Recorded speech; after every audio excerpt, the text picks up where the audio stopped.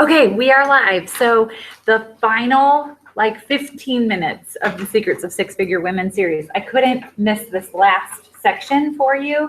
The final, we're going to do Principle 3 and Principle 4, Principle 5 and Principle 6 in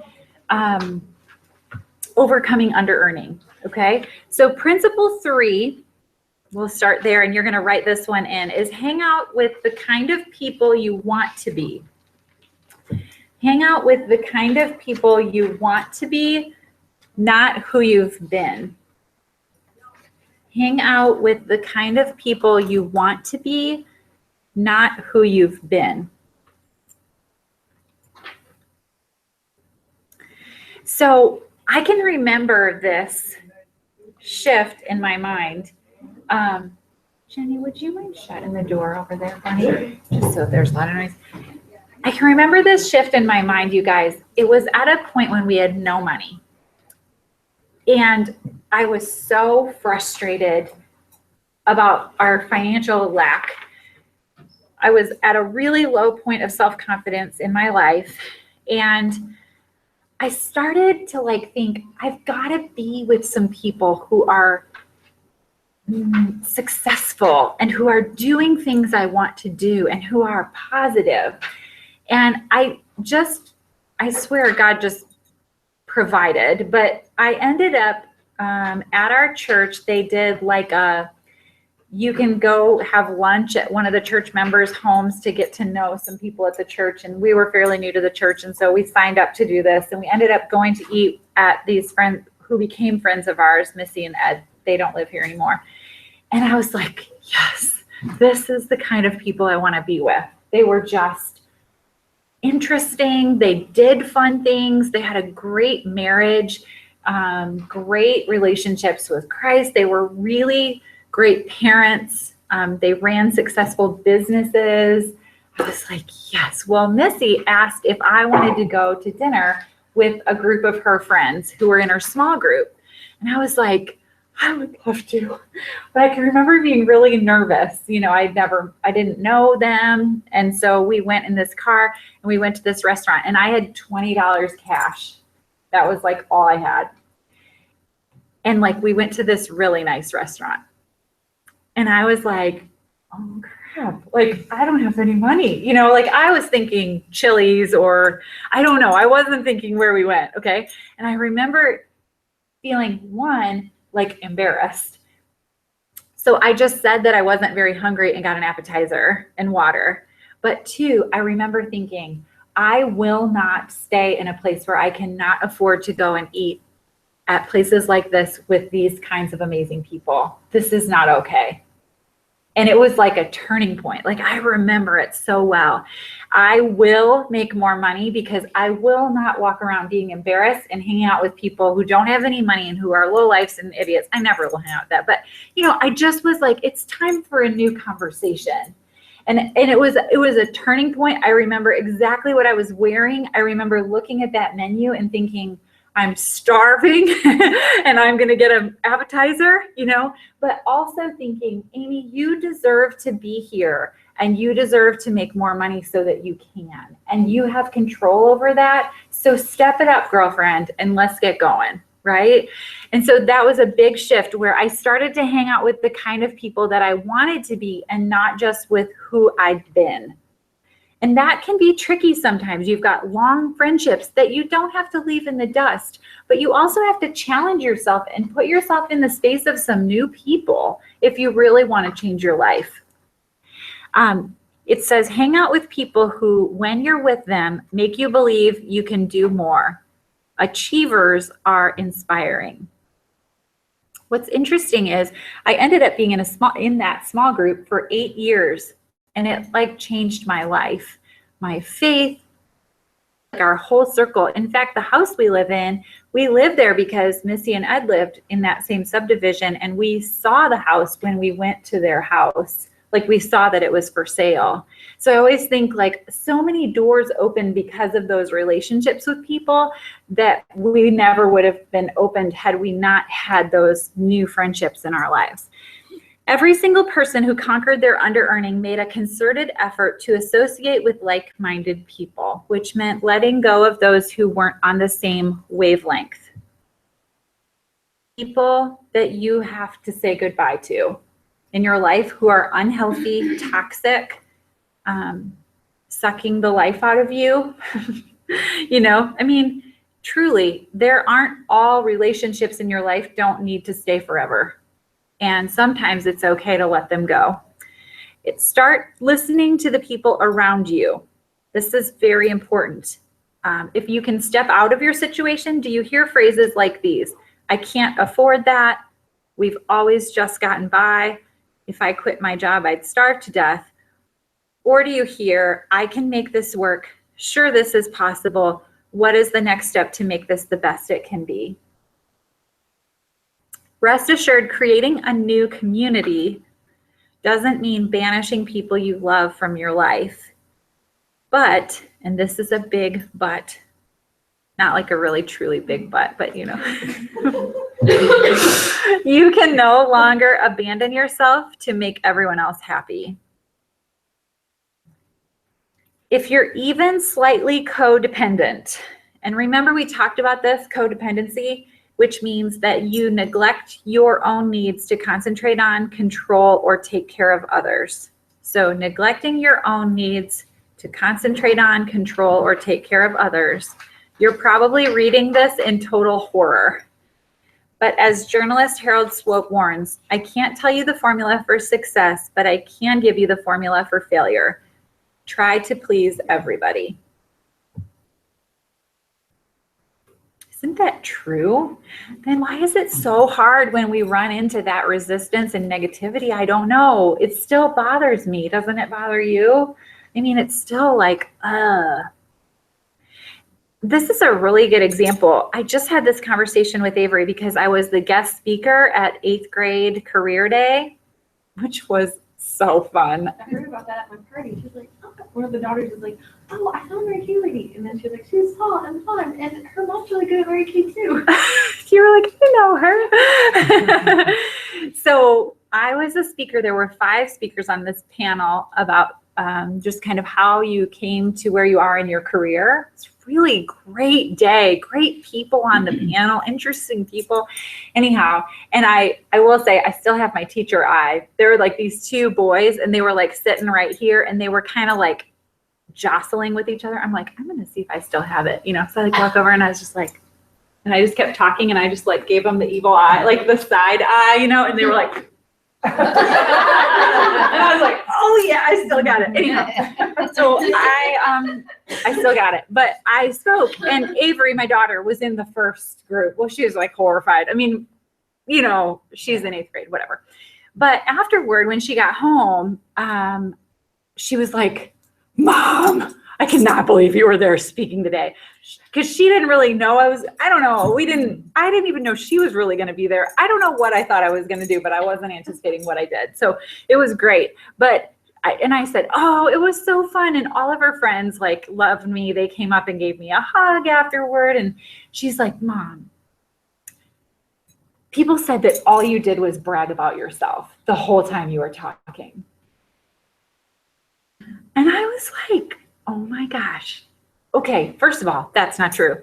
But second of all, I looked at her and I said, so who said that? How many people said that? Well, 1 boy. And I said, oh, so tell me about him. Well, he's a loser. She didn't say that, but he is. I could tell from what she was saying. And I said, oh, so we're going to let the opinion of 1 negative, unhealthy person impact your opinion of the whole day? Right? Rather than your 30 friends who wanted to get their picture taken with me because I was so awesome. Right? But even then, I just felt like, even that like hurt my feelings. I was like, really?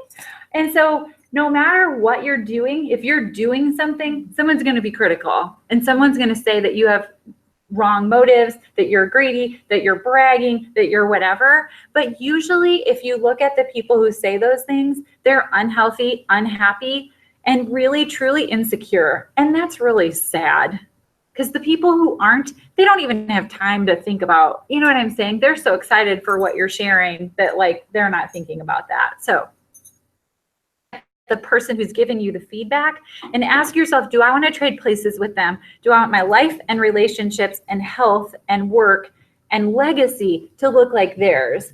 And if not, then I'm probably not going to receive that feedback from them very seriously, right? Now, there are people in my life who would tell me truth that I would listen to because I really respect them, but like not from that dippy 8th grader. That was awesome. Okay. When you're moving forward, your naysayers will want to drag you back. When you do something they may want to do or wish they could do, it makes them feel uncomfortable. Uncomfortable people criticize and attack. Oh, this is so true. Uncomfortable people criticize and attack because you're moving forward and they're not. It draws to the surface that they're not. And so they're going to attack because that is uncomfortable, right? Start using this phrase. This is your new tool. Thank you for sharing.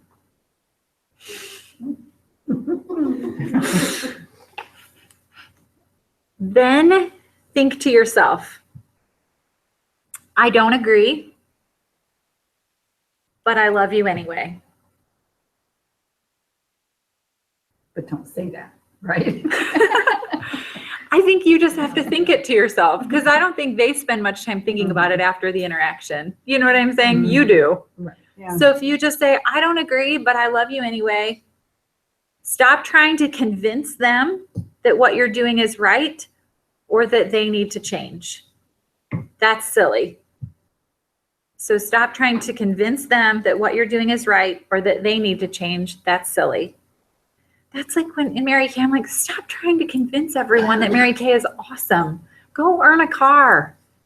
Then you don't have to convince anyone. You know what I mean? Let them say what they're going to say. You just do your work. They're going to say what they say. Anyone who's ever done anything significant, you guys, at the beginning and throughout the process, people were telling them that it was ridiculous. So that's silly. Let go of needing everyone to be in your pep club. Be okay with losing some people along the way. Don't be angry with them. Do what you know is right, whether they like it or not.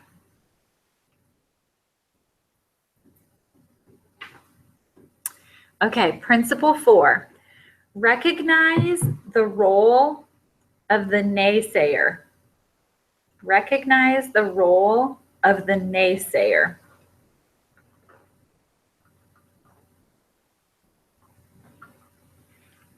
So naysayers have a purpose. That's your first fill in the blank. Naysayers have a purpose. They are in your life for a reason.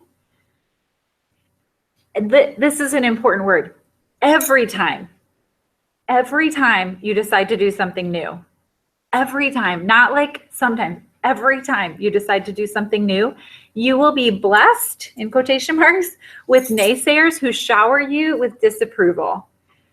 The more tentative you feel, so this is how you lose new consultants, right? Because if they're kind of tentative about their decision, then the gloomier the naysayers sound. Everyone, when they started their Mary Kay business, has anyone in here who started Mary Kay business had no one give them any negative feedback about your decision to start your Mary Kay business?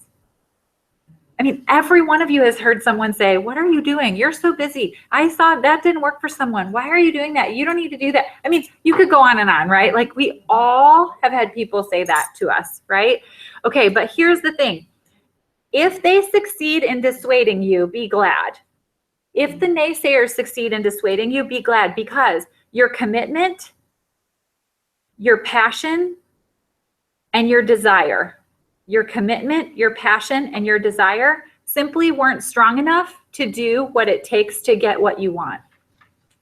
So sometimes when I've had that happen with new consultants, you know that scripture about the you sow the seeds, and some of them get choked out by the weeds, and some of them get eaten by the birds, and then some of them get planted in not good ground, and then some of them grow, right? I always think when a new consultant like doesn't get a chance to take root and they get eaten by the birds, I always think probably, or if they get choked out by the weeds, probably they weren't going to be strong enough to make it anyhow, right? Because it takes some grit, to use my book that I'm reading right now, to build a business. There's no one who's built a business who's not a little gritty, because you got to have a little, you have to have a little fight in you for sure.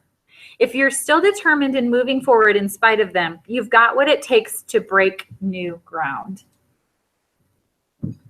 So when you've stopped because of them, or you've stopped because of voices in your head, or you stopped because you're doubting yourself, whatever, I just want to say to you, dig deeper, keep going, push through, fail, screw up, miss the goal, but keep going. Don't quit. No matter how bold you may be, it's easy to lose your footing when you're caught off guard by a naysayer during a weak moment. They always get you when you're tired. You just had a $20 party. You had your customer call and say that her TimeWise repair was breaking her out and she wants to return the whole thing. You booked a career talk with someone you thought was really awesome, and then she later canceled it and didn't want to do it, right? I mean, I think all those things happened to me this week. I was just going through my week. Like every single one of them, I'm just saying, it just happens, you guys. It's part of building a business, right? Okay, principle 5, watch what you talk about.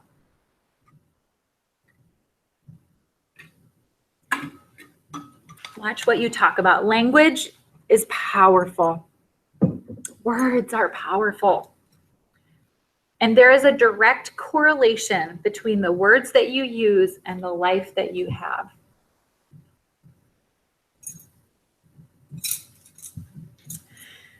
Under-earners constantly complain about a lousy economy. Since I started my business, people have been telling me the economy isn't good. I'm not kidding. Every year someone has said, well, in this economy, I mean, you guys, the economy is up and down. I mean, not to say that it doesn't impact us at all, but like, it's always going to be up and down. Always. You don't like just strike gold in business. Businesses that last, that are successful, they work through any kind of economy, right? And our business has been proven to work through any economy. And they quickly dismiss the idea of making more money. But high earners, even those hit by hard times, were surprisingly upbeat about the opportunities that were out there. Opportunities. Their words became self-fulfilling prophecies. Their outcomes directly reflected their differing perspectives. The key, the secret to standing tall when the sky is falling and attracting people who will help prop you up is this: watch what you say. Watch what you say.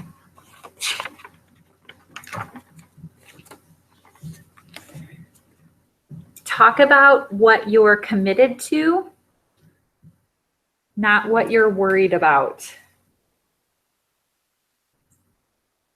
Stop apologizing. Stop belittling yourself in any way.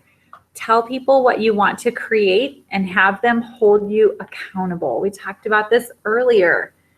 Tell people, I'm going to do this. Hold me accountable to it. Show up, own it. This is not about positive thinking. This is not like rainbows and butterflies.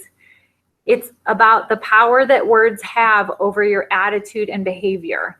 Your life follows what you say. What you share, you strengthen. What you focus on expands. It's never the other way around.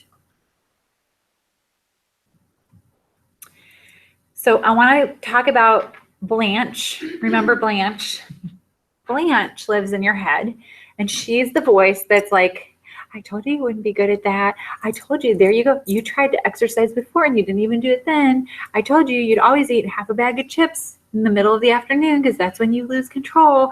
I told you, like, she's the, right? Like, she's the voice saying that.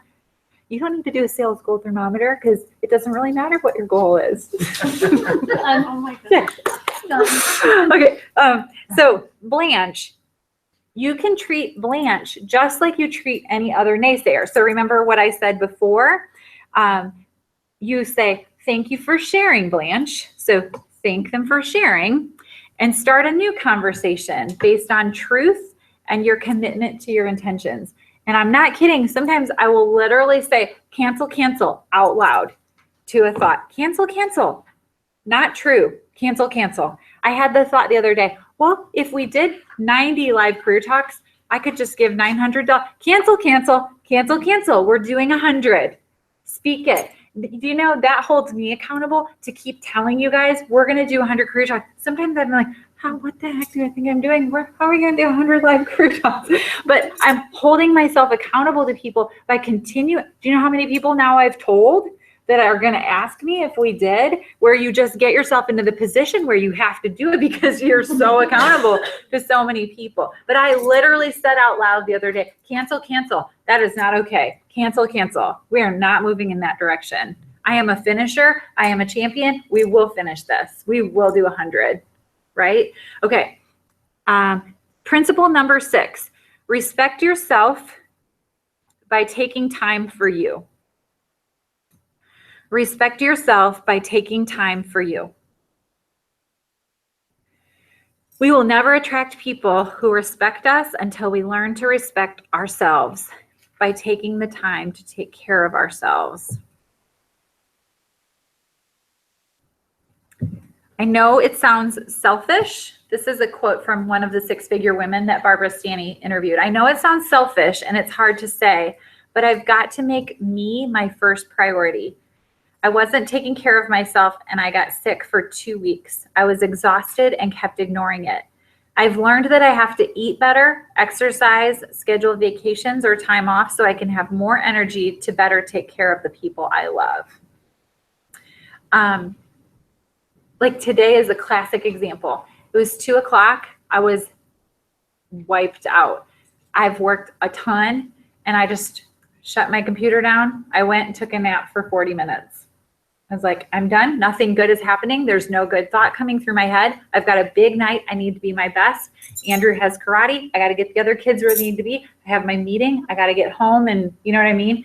I cannot be exhausted and wiped out. Laid down, slept, woke up, good to go. Like you've got to just stop sometimes and take care of yourself.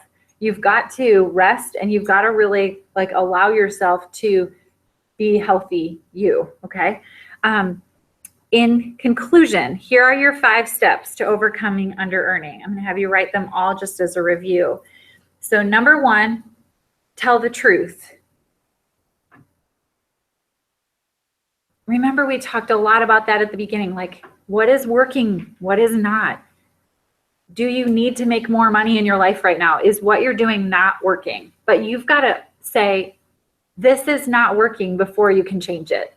Like you've got to know where you are financially. You've got to know your numbers. You've got to know what you need to make so that you can move forward.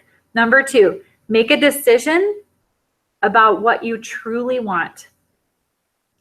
I want to earn $50,000 more this year than I did last year. That was my whole starting statement when I started this series however many weeks ago, right? What I truly want is to earn $50,000 more this year than I did last year. That's the goal. Focused on it, locked in on it. Number 3 is stretch. Do what you think you cannot do.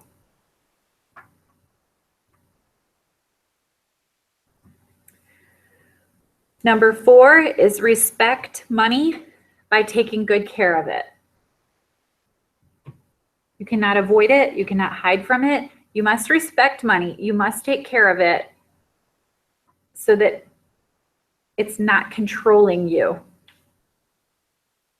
And then number 5 is create supportive community.